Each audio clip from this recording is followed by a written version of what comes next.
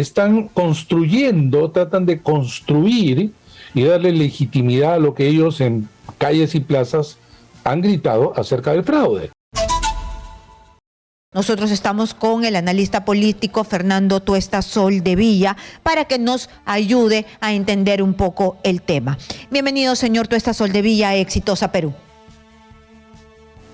¿Cómo estás? Buenas tardes ya, ¿no? Buenas tardes, sí. Buenas tardes. Gracias por la invitación. Muchas gracias. Nosotros queremos conocer su punto de vista de este tema que se ha convertido en un poco espinoso en las redes sociales. Veo que algunas personas de uno y de otro lado están furibundas y que se andan sacando los ojos. ¿Cuál es el análisis reflexivo un poco más asentado en nuestra realidad?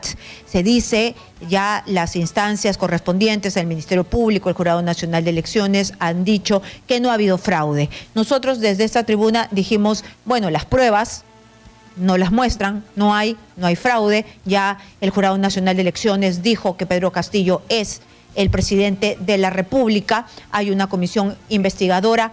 ¿Funciona el tema de la comisión investigadora? ¿Para qué? ¿Cuál es su punto de vista?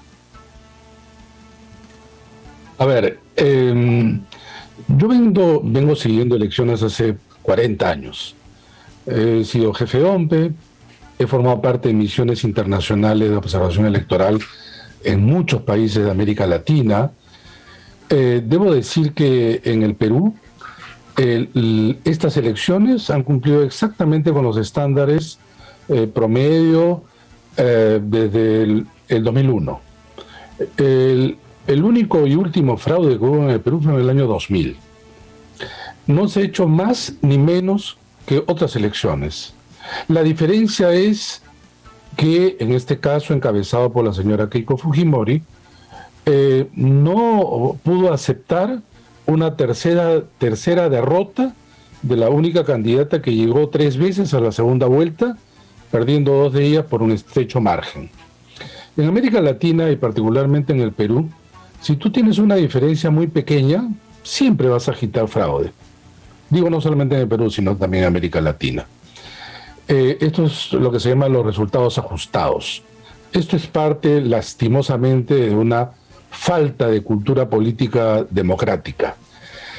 Lo que han hecho quienes han agitado el fraude es realmente un daño al país y un daño a la democracia que no solamente consistió en todo lo que se hizo entre la segunda vuelta y la juramentación del presidente de la República, sino que ha puesto pues un manto de desprestigio a un proceso electoral que no debió ser así. Y es por eso que ahora, sobre todo en redes sociales, se repite hasta el cansancio exactamente lo mismo y sin pruebas. Sin pruebas. Mira, nuestro ordenamiento jurídico es garantista. Nunca nadie lo observó, lo cuestionó. Basado en leyes, la ley orgánica de elecciones, la ley de organizaciones políticas, los procedimientos, etc. Y cuando digo garantista es que en cada uno de los pasos del proceso, todos los partidos y todos los candidatos tienen la potestad de ejercer sus derechos. Pero como en todo proceso hay momentos, periodos, en donde estos derechos tienen que ajustarse. Entonces, la segunda vuelta fue altamente polarizada, como todos sabemos, encabezado por 2 extremos. A través de allí se organizaron las demás fuerzas. Estos extremos llevaron a una competencia, como ya hemos visto en la segunda vuelta, en términos extremadamente ideologizados, pero quienes perdieron no podían aceptar esto y atribuyeron entonces a que solo podían perder a través de un fraude. Pero acá hay algunas preguntas que no se han hecho incluso en su momento. Quien afirma que hay fraude efectivamente tiene que mostrar de manera contundente las evidencias que deban ser, repito, lo suficientemente contundentes para que se pueda aplicar los artículos que corresponden a la normatividad presente que permita anular una elección, porque eso es lo que querían. no querían otra cosa sino anular una elección. Pero además, y esto no se dice, si hay un fraude es porque hay alguien o un grupo o lo que fuera que construyó entonces todo un operativo que permitiera que gane, en este caso, Pedro Castillo y Perú Libre. Y entonces, todos los cuestionamientos que se han hecho, incluso en el hipotético caso negado, que hubiera, digamos, algunos miembros de mesa que no lo eran, se ha demostrado que no es así, pero en el hipotético caso negado, tendrían que demostrar ellos que estos miembros de mesa, a su vez, formaban parte de un operativo organizado por Perú Libre o aquellos quienes los apoyaban. Uno puede creer, para empezar, que cuando se sortean los miembros de mesa, que es en enero, una organización tan pequeña, súper ideologizada, y que ni siquiera tenía idea, ni tenía perspectiva, probablemente ni ambición de llegar a la segunda vuelta como Perú Libre, podía organizar a los miembros de mesa, pero si en el Perú son sorteados, para empezar. Son sorteados, lo que no ocurre en otros países. Pero no solamente son sorteados y cada uno de nosotros formamos parte de una mesa de electores, sino que se sortea para empezar ante aquellos grupos que tienen mayor nivel educativo. Este sorteo es público y este sorteo se publica a los miembros de mesa y hay un periodo para cuestionar. Entonces, solamente para poner un dato, en ningún momento, entonces, se han encontrado evidencias, ni en ningún momento quienes lo acusan lograban conectar, entonces, estas supuestas evidencias con los operadores del supuesto fraude. Pero quienes estaban apoyando a ellos también eran los poderes fácticos, los grandes medios de comunicación, sectores del empresariado, incluso sectores ligados a las Fuerzas Armadas, tenían todo un aparato que inundaron los medios de comunicación con falsedades, mentiras, medias verdades. Pero como esto no era suficiente atacar al contrario, que dicho sea de paso, esto nada tiene que ver con que el resultado no nos guste o no. Este gobierno, y particularmente lo he escrito desde el primer momento, es un gobierno errático y en muchos aspectos nefasto. Pero una cosa es el proceso electoral y otra cosa es el resultado. Los que quieren hacer, quienes denuncian, es que existe una conexión perfecta, directa.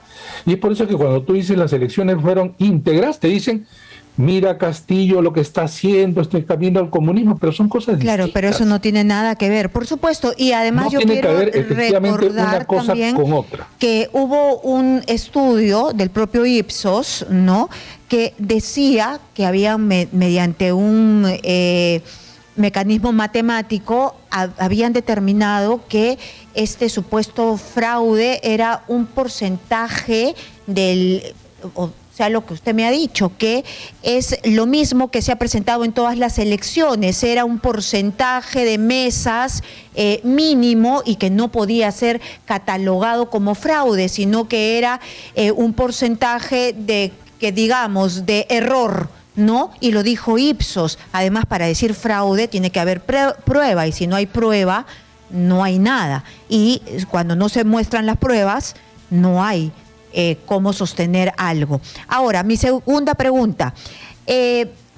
¿Tiene sentido mantener una comisión investigadora en el Congreso de la República? El congresista Montoya ha dicho, el objetivo de esta comisión busca no solamente indagar sobre las supuestas irregularidades, que ya la justicia ha dicho que no hay, sino dar recomendaciones de leyes electorales para que no se susciten estos problemas que ellos han determinado que hubieron.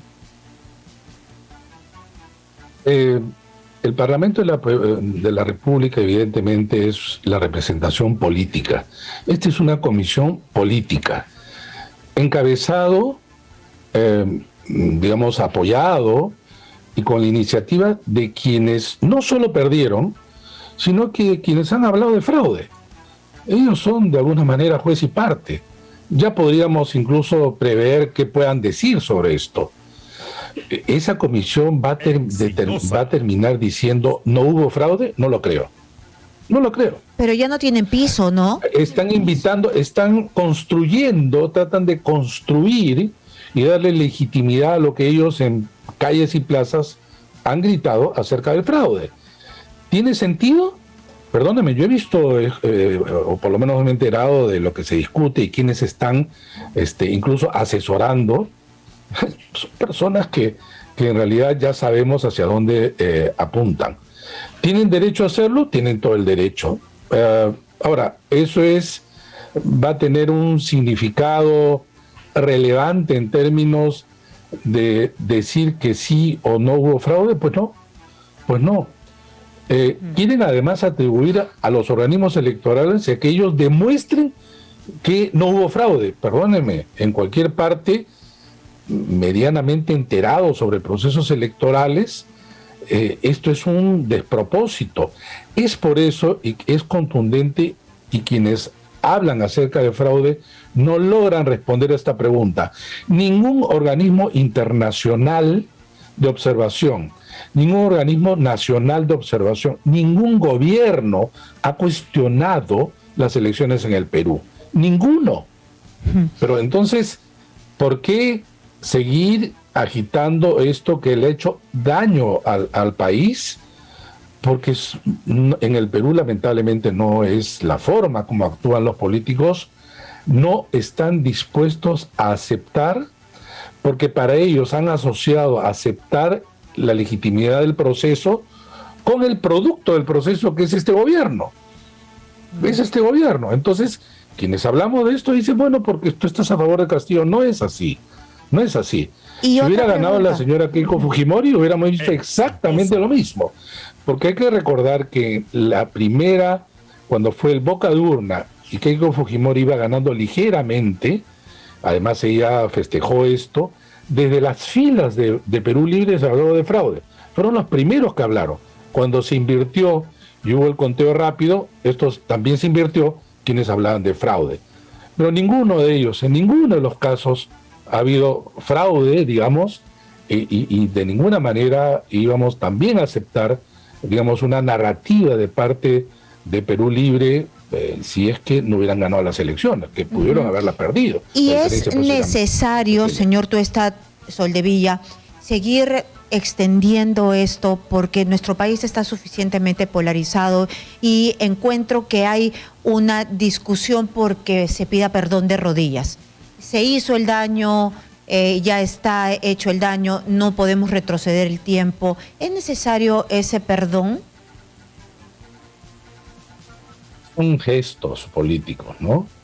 Pero yo no veo en ninguno de quienes estuvieron encabezando y apoyándolo el fraude un cierto nivel de reconocimiento, decir, bueno, las cosas fueron en otro sentido. Claro, pero la población tomará nota, ¿no? Pero la población va a tomar perdón, nota. No le escuché. Me imagino que la población, los ciudadanos, los votantes tomarán nota para luego, después. En mi artículo de hoy día en el diario El Comercio digo, ante una noticia positiva hay 4 negativas. Quiero decir que ante esta noticia positiva, que 7 fiscales ya han dicho que no ha habido fraude, ¿qué vemos en los medios de comunicación? Muy poco. No es carátula. Durante 7, 8 semanas, los medios de comunicación, los grandes medios de comunicación, inundaron dándole una cobertura enorme a quienes hablaban de fraude. Es lo que ha quedado a un sector de la población, lamentablemente. Por eso se sigue repitiendo, insisto, en estos afirmaciones falsas, mentiras, desinformaciones en relación al proceso electoral. Y es dañino, porque vamos a ir a un proceso electoral ahora en octubre, de elecciones municipales y regionales. Los perdedores van también a ejercer, digamos, el mismo, entre comillas, derecho de agitar acerca del fraude. Y esto lamentablemente no es así solo en el Perú, sino también en otros países. Es una corriente, vientos antidemocráticos en nuestra democracia. El señor Donald Trump incitó incluso, ustedes recordarán, hace poco se ha cumplido un año del asalto al Capitolio, violencia, porque al lado de esto había violencia. Entonces, bajo la bandera de la defensa de la democracia, no hacen sino pisotearla. Y esto es uno de los grandes daños. Lamentablemente hemos visto a políticos, medios, abogados de recibo por honorarios agitando exactamente lo mismo y ahora siguen repitiendo en algunos medios de comunicación, ¿no? Esto es sí, ciertamente lamentable. Entonces, solamente para concluir, lo que entiendo yo que es necesario exponer esto y hubiese sido mejor que los protagonistas acepten que se equivocaron y si piden disculpas mejor aún, porque esto fortalecería nuestra democracia, fortalecería también al sistema electoral, porque los peruanos necesitan pues recuperar la confianza que se ha dejado de tener en todo, porque los peruanos cada vez estamos más aplastados por la desconfianza en nuestras autoridades. Un grado alto de responsabilidad hubiera sido de quienes perdieron, sí, aceptar la derrota y felicitar a quien ganó, como se hace en democracia. Pero no sucedió y es más, han seguido con todos estos eventos y una comisión que, repito, no va a llegar a conclusiones distintas, pero van a tratar de persuadir o concluir de que es necesario, por ejemplo, dicen, modificar las reglas para que no vuelva a suceder. Pues si las reglas están claras, ¿quién las cuestionó? ¿Qué reglas se cuestionaron? De ninguna manera. Al contrario, y yo sí creo que se pueden crear más problemas a partir de modificaciones de reglas cuando no se entiende la naturaleza de las reglas de juego democráticas en elecciones. Bueno, yo estoy de acuerdo con usted, porque si con esas reglas ingresaron, con esas reglas se hicieron las elecciones y con esas reglas se debe respetar el resultado final. Ha quedado clarísimo su punto de vista. Vamos a tener al frente elecciones regionales y municipales, además. Así es. Muchísimas gracias por darnos su punto de vista y explicarnos por qué es interesante y relevante que los perdedores, bueno, ya no aceptaron pues en su momento la derrota, pero que ahora hagan un ejercicio pues de relevar esta noticia. Muchísimas gracias a Fernando Tuesta